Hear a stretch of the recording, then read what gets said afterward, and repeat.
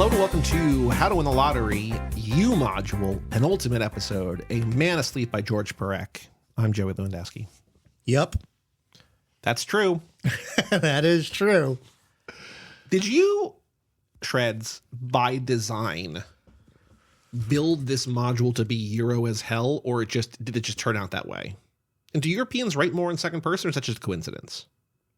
I think European sensibilities tend further toward aesthetics than American sensibilities, which are more plot heavy and focused on story beats and how to like create meaningful catharsis. I guess that's also true of like French cinema and stuff too, right? Yeah, absolutely. Like they're less or maybe more interested in the kind of formalism that goes beyond tradition. And so like whenever I'd imagine if you picked any kind of like module that wasn't content based, but based purely on aesthetics, you're going to end up with more European and Latin American. Although I don't know if we had any Latin American stuff in this one. I don't know. Because I like, this is not really my speed. Like I don't love this, but it does, there is something kind of refreshing about having a module that is so varied in, if not in like form, because like most of it, for the most part, is like the same kind of form, like by design, in function, in style, in whatever, in plot, in... Yeah, I mean, this is so different from Bright Lights Big City, for example. But it's like similar-ish to like Suicide and stuff. It is, yeah, and that is... And Malady of Death. Because they're so fucking French. Yeah. Like, this is... George Perec is so fucking French. He's so French. Yeah. And if you read the other book, the other novella in this in this paired novella collection, like that is a memoir. It's not a memoir because it's not about him, but it's like feels memoir-ish about two people living through the 60s. And so that's all about French intellectualism of the 60s, student radicalism, like the films that were coming out. You have New Wave, and then all of the philosophy. And then they move to Tunisia, and in Tunisia they find themselves incredibly bored before moving back to France, where you realize that they're the boring ones because they've grown up and they're old. But it's very much like it has very similar aesthetics outside of it being not in second person, because it is this string of like very long sentences that are like often list based with lots of adjectives and cultural references and things of that nature. So I think that does that translate or not? Not translate, but like, does that hold up or no? Yeah, it's fine. It's fine. But I mean, it's similar to the style of A Man Asleep, which in reading A Man Asleep, you think, well, it's written this way because this is a kind of dreamlike style. He's writing as though you were sort of walking through someone's dream, whether that dream is a metaphor or a real, an actual dream. The language sort of creates a liminal space between reality and a space that is, I don't know, less real. That's a very inarticulate way to say that, but I think it makes sense. I think there's something interesting about at least the start of this, where he is describing essentially the act of falling asleep or being asleep in a way that is like dreamlike, but he's not describing dreams. Yeah. Where, lazy, shorthand, whatever, like Lynchian, like weird or whatever, but like there's something that is dreamlike about like literally describing like what your eyelids are feeling like and looking like, and as you're like a thing that we've all experienced a lot, but never maybe put words to. And then that kind of goes away, and he's just sort of like wandering around sort of hidden from the world. Moving back in with the parents, reading the books at the cabin. Yep. Yeah. Back to what you were saying about the initial descriptions of the body, because it's like really in depth about like the eyelids and like what's happening with your movement. It reminded me, very recently I was reading about lucid dreaming. Have you done any reading? I have not. No. I know about it. No. At all. I mean, a little. And I was thinking about it because I've never done it, and I was, I don't know. Do you believe that you can? Yeah. You can just train yourself to like. I think so. Yeah. Because have you ever been an inside a dream and been like, oh, this is a dream? I don't know. I don't really remember too many of my dreams, so it's hard for me to really pinpoint. Do you ever have a dream and then you try to get back into it? I guess, but I also sort of feel that's like impossible in a way, because it's like it almost always is for me. And then I usually spend the next, 45 minutes in a space between being awake and being asleep trying to like chase that back, but never quite getting it. Because it feels like the point of dreams is like you're not in control. You're not thinking. This is like your brain unloading thoughts, clearing space, whatever. And so to be able to control that feels active in a way that's not restful. Yeah, right. I think that's a good way to put it. But I was reading about it because I don't know. I'm interested in the unconscious and the things that go on in our brain when we're not in control. And so I was like reading how to do it, and this guy was describing that like you set your phone timer for 3 hours after you go to bed. Set it near you in a way that you have to move minimally to shut the alarm off. Make sure that it's the kind of alarm that is just like, do and nothing that's like blaring, so you won't actually wake up too much.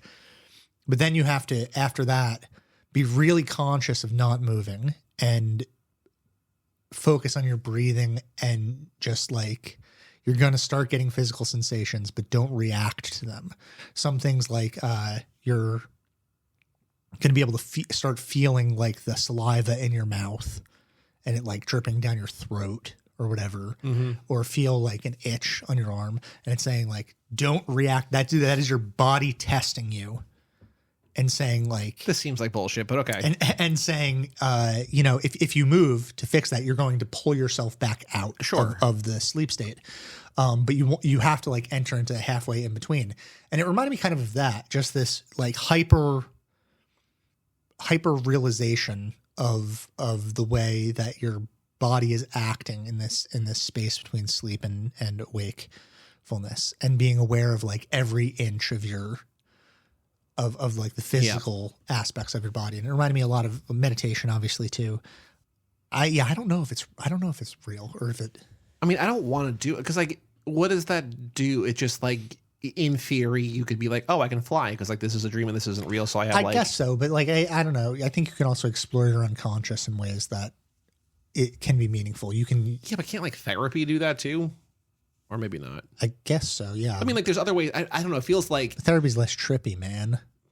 It just feels like sleeping is the thing where, like, it's the one time where you're not doing things. Unless you're this guy, and this guy's not doing anything all day long.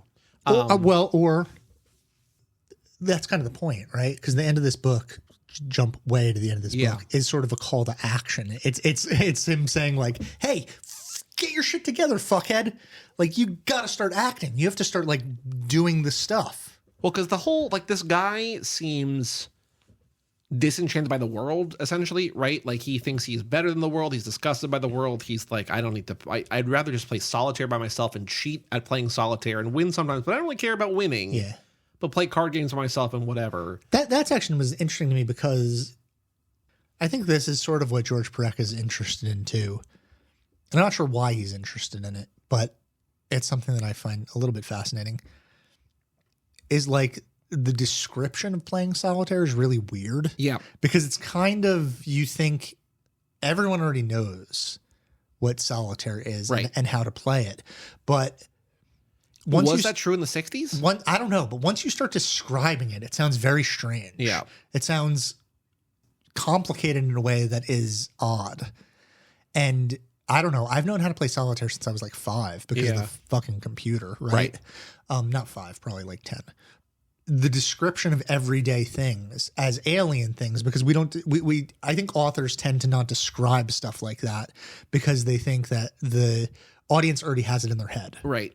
So the description of that becomes something that's very, very weird. Dreamlike almost, right? Yeah, an alien. Yeah. It'd be like if you were describing, if you were writing a novel and the first page someone got in their car and you were like, put the key inside the lock and turned it to the, like you would never do that because you don't have to, because everybody has the shared experience of getting in the car and turning on.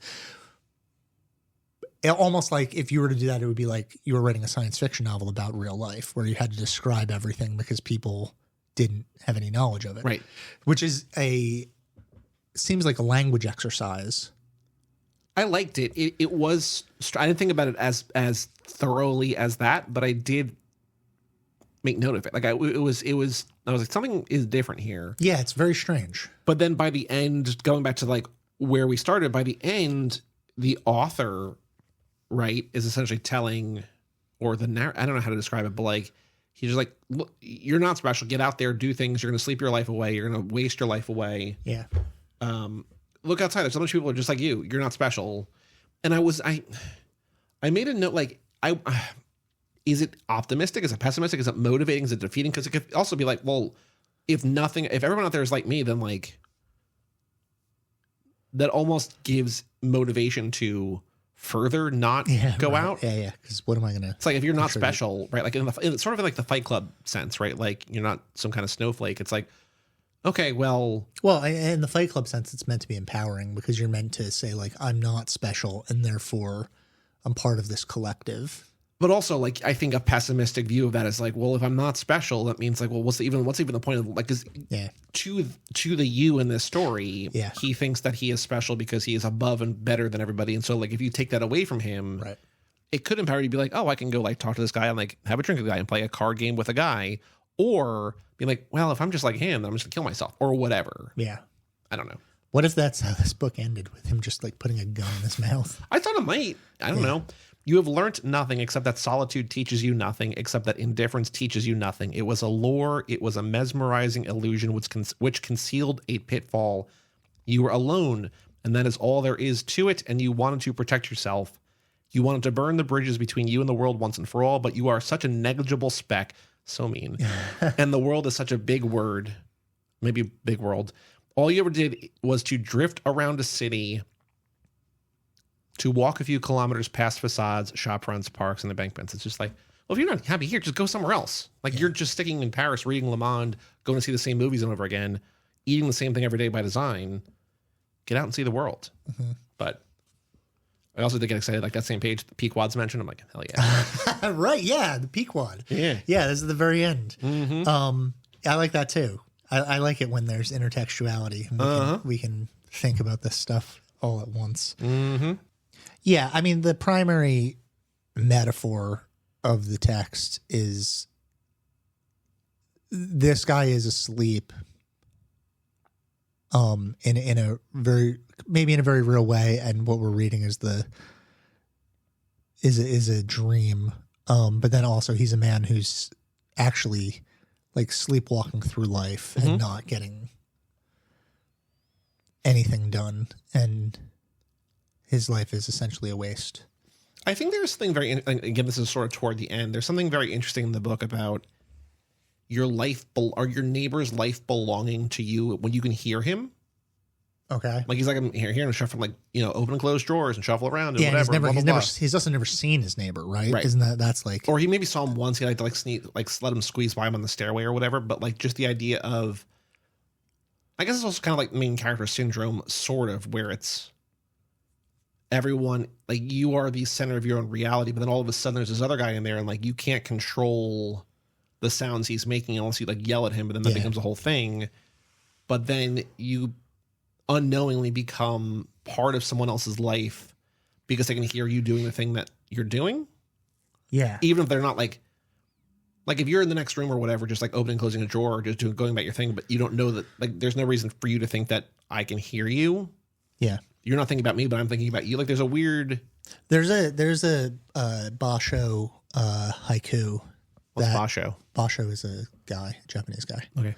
There's a bosho haiku that goes something like, spring rain, a man lives here, smokes through the walls. The purpose of that is, like, haiku have three things that make it a haiku. One of them is a thing called a kigo, which is a seasonal reference. Second thing is called kureji, which is a cutting word, which is the, like sort of like a volta in a sonnet or whatever, the thing that changes the perspective of the poem from one thing to another. Like you think the poem's about one thing and then it turns. And then the third thing is a thing called sabi, and sabi is enduring melancholy of recognizing a thing for what it is. The idea that like you can capture the melancholy of a person's existence simply through a couple of descriptive words of an object. Yeah. Right. And so this one, Spring Rain, A Man Lives Here, Smoke Through the Walls, is I think like a very sad poem about, I could be totally wrong about this. I've never studied haiku. This is just like totally freelance. I don't, Sweet. Okay. Like I think that the point here is that this guy is inside, and the spring rain is, you know, keeping these guys both inside, and he recognizes that there's a human because he can smell the cigarette smoke through the wall, but also like that person is also completely unknown to him, and they're stuck in the same place, but they're not interacting, and they're not, and there's no like human connection between the wall because they're both just people that exist in the same place, and they can maybe hear each other moving and they can smell each other's smoke, but they're also just like humans that are so close but separated and so distant and can't actually communicate with each other or connect in any real way. And the like enduring melancholy of that is about just isolationism. Yeah, the ways in which we isolate from other human beings. I think it's very amazing to me that like you learn about like haiku is like one of the poems like they teach you in school, and like the only things they teach you in American schools are 575, which is not even accurate. And the last line is like a twist. So that's kind of sort of one of the three, but like not in the way that you describe it. Right. It's just like 575, third line's kind of a swing. Right. And it's just like, okay, but then you're like, it's sad as shit. It's got a cutting word, and there's a thing. It's just like reference, always a seasonal and it's reference. just like, and sometimes really, really funny. Like there's another one that is something along the lines of like, I think this is also Bosho. He's like the guy. If you're going to read haiku, Bosho is like the one that comes. Is he from like the 1600s, like a long time ago? Yeah. And it's something along the lines of like, it's something like the clouds break, or clouds cover the sky, giving the men a chance to take a break from looking at the moon. Right. And it's like, it's so complicated because like, where's the seasonal reference in that? And it's like, oh, the seasonal reference is the moon, which doesn't seem like it would have a season, but the moon is. But every month there's a season. It's like it's seasonal. And the moon is symbolic of the harvest. Right. Right. Which is, fall. Mm-hmm. And so like these men, because the moon is referenced, we know these men are farmers. And so we know then that it's ironic because them taking a break from looking at the moon means that they're going back to work. Right. So it's like, this is, and again, 575 is not true because the 575 is like, those are Japanese phonetics, which is called, I think, on. Man, if Dylan listened to this, he would probably fucking tear me up with my, like. Well, he thinks in Spanish is fine. But like Japanese syllables do a lot more work than English syllables do.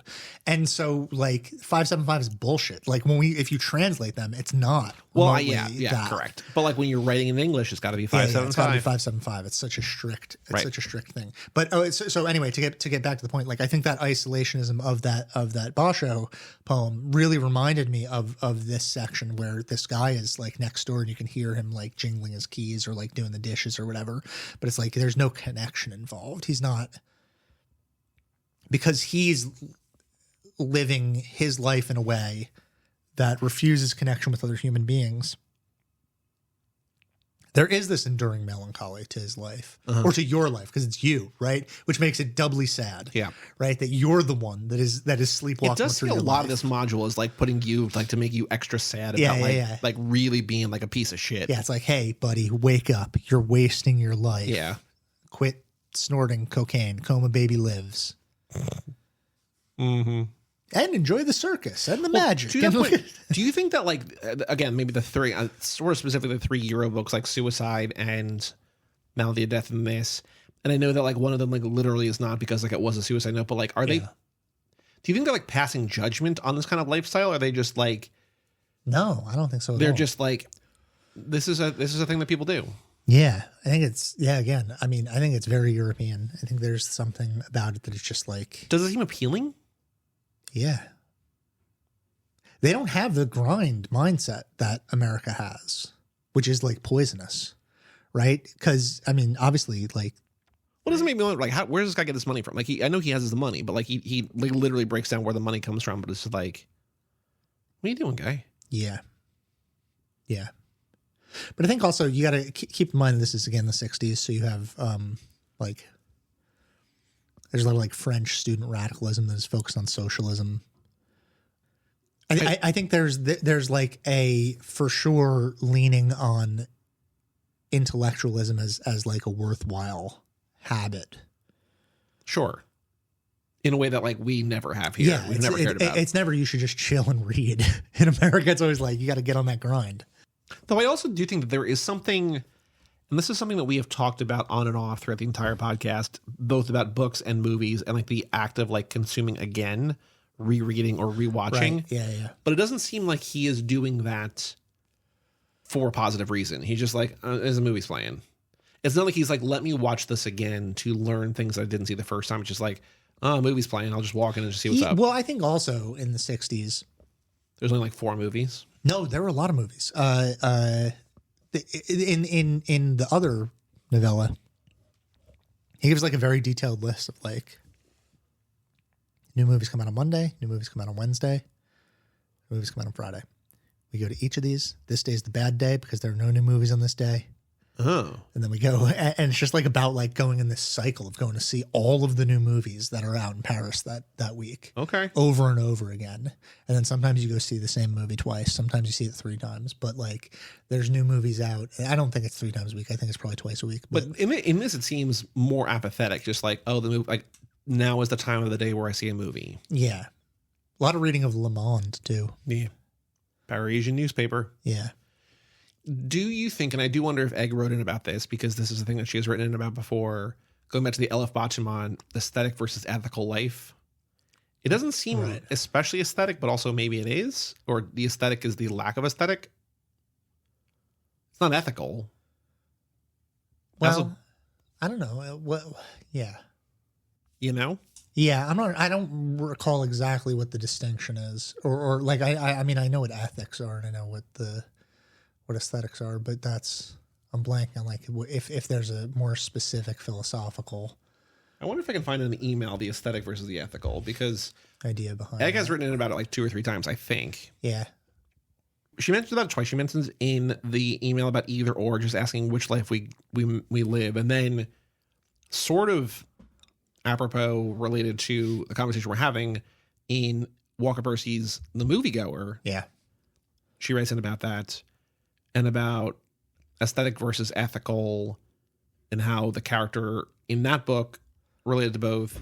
And then you talked about how in either or, in Kierkegaard's either or, it didn't matter whether you lived in the aesthetic or ethical life if you didn't have religion. Right. Okay. Yeah. So that was like that superseded or whatever. And like this guy is not necessarily godless, but like it doesn't feel like there is. He is godless. But like it's not outwardly French. Well, yeah, but he's not like he's not Ricky Gervais about it. I don't. Does anyone in France believe in God? Maybe Marine Le Pen, who is going to fucking rot in prison. By the way, who's that?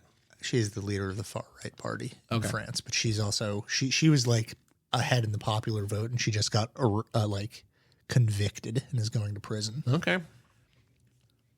I thought it was kind of funny in this changing course dramatically of this guy being like, man, I wish I could be a living statue. That seems really cool. Like that guy's really good at that. Do you like those guys? No. You think they suck? No, I'm indifferent to them. I'm just like, I guess as a living. I don't, the idea of someone being like living life as a street performer feels, I don't know what would drive anybody to do that. It seems so awful to me. The only thing that is worse is those guys on City Walk that dress up as like Spider-Man and stuff. With their like outfits falling apart and like all just grungy and like Times Square people too. Like here's like Elmo with like he's got like a spaghetti stain. And like his head is often just like just a dude smoking a cigarette, like holding his Elmo head under his arm. Yeah. Because I was also thinking about like as this guy is describing, like I wish that I could not move my body as much as that guy doesn't move his body, because it seems really cool. Like to the world, he's basically like a living, like he's not doing it. He's just there. You know what I mean? Yeah, he's asleep. I mean, that's very much like he's in the REM stages of sleep, in sleep paralysis. He's incapable of moving. He wants to be a person that is mimicking the idea of a body at rest at all times. Mm-hmm. I don't think he's leading an ethical life. He's not consciously doing anything that like could be. I'm not like I don't know that this is right, but like it seems like ethical is like contributing towards something, and aesthetic is like trying to take, sort of like giving versus taking, kind of like broadly or whatever. But like that's not right. But it feels. I think aesthetic is trying to live with a sense of beauty, and then ethical is trying to live by a sense of rules. And those rules can be moral, but as long as well, this guy's kind of doing both then. Yeah, like he's not like adhering to the rat race, but he's also like living by a set of rules. I think he's. I would call his sense of living aesthetic, but again, I feel like there might be I might be blanking on the Kierkegaardian sense of this. I feel like that's something that I read a long time ago, and it sounds like maybe I knew what I was talking about back then, but I've blanked on it since. We've all gotten dumber. It's okay. Anything else to say about A Man Asleep? Keep reading. Nope. Got Egg's email. Yeah, I know. I was trying to. Also, that's my line. Today's crime is cutting to the end of the episode. Meg's reaction to A Man Asleep. If you want to email in, lottery@cageclub.me. Also, if you want to like look at a picture that doesn't move while listening to this episode, they're all on YouTube. I'm really curious about what Meg has to say about this book. I liked this book, she says. Wow. Okay. It reminded me of Suicide and the Elif Batuman books that we've read. Look at that. She always mentions aesthetic, and that's why I brought it, because I thought of her. Not always, but she mentioned it twice. You didn't peek at this email beforehand? Swear I did not. Okay. I'm not quite sure what about this book reminded me of Suicide. Obviously, they're both French novels. Yeah. It's just French. I'm not sure if that alone is what made me think of pairing the two of them together, but the sadness in both felt like it was the same heavy kind of sadness. But this book was more of a call to action, and Suicide was his own thing. Yeah, I agree. I think the main character floating, quote, like a cork on the sea is what reminded me of The Idiot and Either Or. I feel like Selin behaved the same way. Just like, I guess, going where life takes you. Sure. I think she ended up being more active ultimately. But yeah, I get it. Well, most people are more active than this guy. Is there another book in that series? Do you know, have you followed up on any Elif Batuman stuff? I mean, Either Or was like brand new when we covered it, right? So brand new. Because did she send that to us? Yes. All in all, a fine book that was a good palate cleanser from the last one. Yeah, it's very different from the last one. Let me look at that Batuman. It's a book for adults. While I look this up, do you know much about Open Water by Caleb Azuma Nelson, our last book in the module? No. A friend of mine read it and really liked it, though. So The Idiot came out in 2017. Either Or came out in 2022. She has no other novels listed on her wiki, but that still means we might maybe 2 years out from like okay. Sense and Sensibility or something. That wouldn't follow. What's another book it could be? Take your guess. What is it? What Either Or, and then what was the other one called? The Idiot and Either Or. No, because The Idiot is Dostoevsky, so that's a novel. Either Or is a work of philosophy, maybe of miracles or something like that. Okay. Or like Critique of Pure Reason. I think Of Miracles fits her title, her naming thing better than Critique of Pure Reason. Yeah, Of Miracles would be good. That's a good title for a book. What if she just named it Infinite Jest? Infinite Jest is already a Hamlet reference, so you're just... I know, but... falling further down the rabbit hole of reference point. Have people... I mean, I guess that there's probably obvious answers, and I feel like there's one like just vaguely eluding me, but like, have people named their things the same thing as other thing? I mean, I guess she is, but like modern, like that close together? Yeah. Not as a remake, just like as sort of an illusion. Well, there's the Towlin novel, Richard Yates. Yeah. Which is Richard Yates is an author. Book has nothing to do with Richard Yates. And that's like Haley Joel Osment one? Yeah, but it kind of mimics the domestic. It mimics and modernizes sort of the domestic aesthetic of Richard Yates. Uh-huh. Yeah, I don't know. There probably is, yeah. Because I do wonder, like, if in today's world, like, for SEO reasons, they're like, you can't name your thing Infinite Jest. Like, people are not going to find your shit. Right. But also, like, there's a band called Great Grandpa, right? So it's like, well, they're not going to... Right. I've successfully hidden most of my shit because I have the name of a famous person. You do. So Shreds McGee. McGee? Fuck you. That's not you. That's the famous guy. Shreds McGee. I don't like that either. Yeah, it's What's awful. your last name, Shreds? Kolkova. That was quick. Yeah. Well, I know my last name. Are you Eastern European? Shreds Kolkova. I think we can. Safely assume. No, I'm saying I think we can put a curtain up over that. I don't think we need to. Oh, we don't need to tell the world you're kick flipping through the Midwest. Yeah. Keep reading. Kick flipping through Ukraine. That's today's crime. Today's crime is kick flipping on Putin's fucking stupid ass face.